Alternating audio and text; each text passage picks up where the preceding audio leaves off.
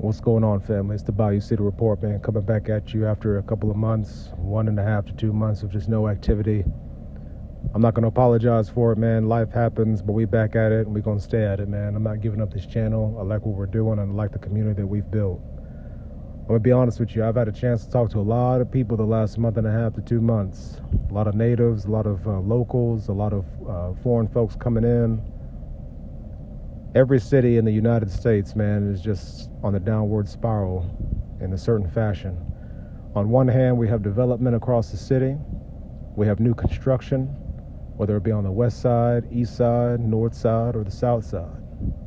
On the other hand, we have half of Houstonians. There's a recent article from the Houston Chronicle that came out a couple of hours ago.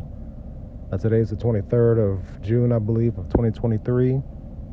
Half of Houstonians can't afford basic essentials. I can believe this because I'm all over the city almost every single day, talking to all sorts of people.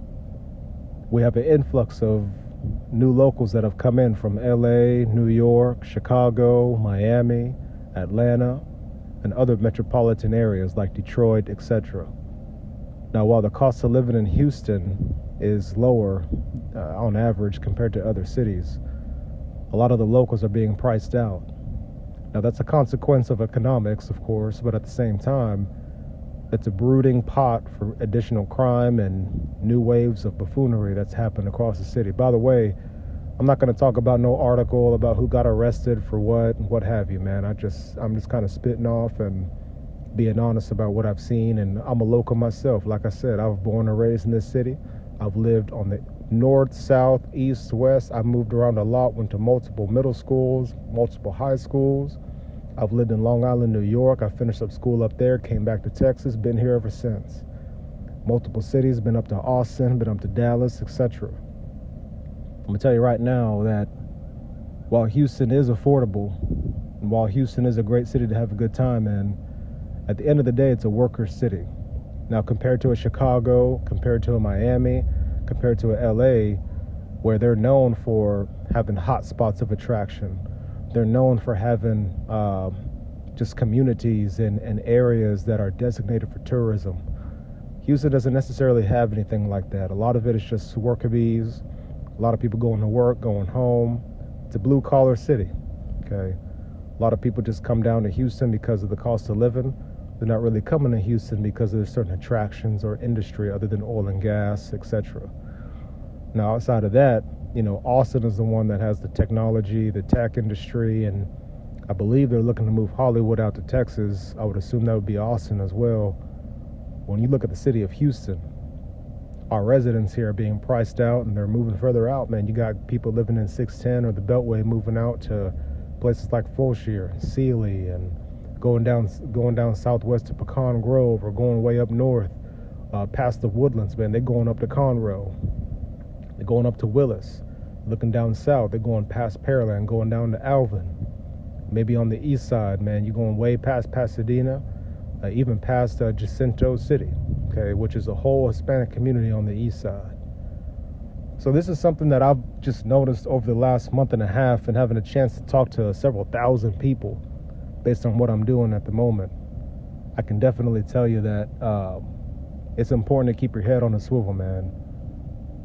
Every other day there's something going on. Throughout the day there's always activity.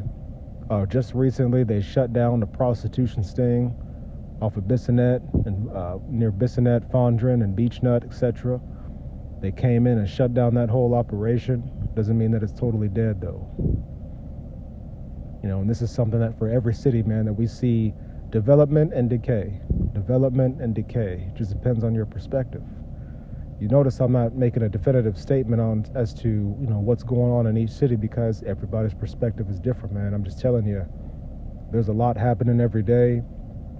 I'm a local resident. I'm a native of this city. I've lived all over the city. East side, west side, north side, south side, multiple middle schools, multiple high schools. I've lived in the city. I've lived in the suburbs. I've lived way out in the country. I moved to Long Island, New York. I lived up there for a couple of years. I finished up high school up there. I lived up there, came back to Texas. So, my perspective and my purview is very broad as far as just how people live on a day-to-day basis and what they deem as normal. what they deem as appropriate, what they deem as cheap or expensive. And at the end of the day, man, I mean, it's supposed to be a city, Houston at least, is supposed to be a city where you can come here, you know, and make $60,000-$70,000 a year work, or make 50 grand a year work. It's not like that anymore, man. I had an apartment, and when I was living in Energy Corridor, my apartment was $1,200 a month. That same apartment is $2,000 a month. Same thing, same security system, same everything. Now, you could say it's a consequence of economy, but, you know, does the old adage apply to this, where what goes up must come down? I don't think so, not in economics. Once a new threshold is reached, that's it. There was a report that came out from the Houston Chronicle today. Today's the 23rd of June, 2023. Half of Houstonians can barely meet their basic essentials. I believe it. I see them every day. I talk to them every day. I converse with them every day. You know, it's just something that can't necessarily change it yourself. What you can do is make a personal decision to just keep your eyes open and recognize that you got to live for something beyond this, man. I don't care if you're rich. I don't care if you're middle income. I don't care if you're broke. There's got to be something bigger than this. It's the Bayou City Report, man. You'll be hearing more from me here soon. God bless. I'm out.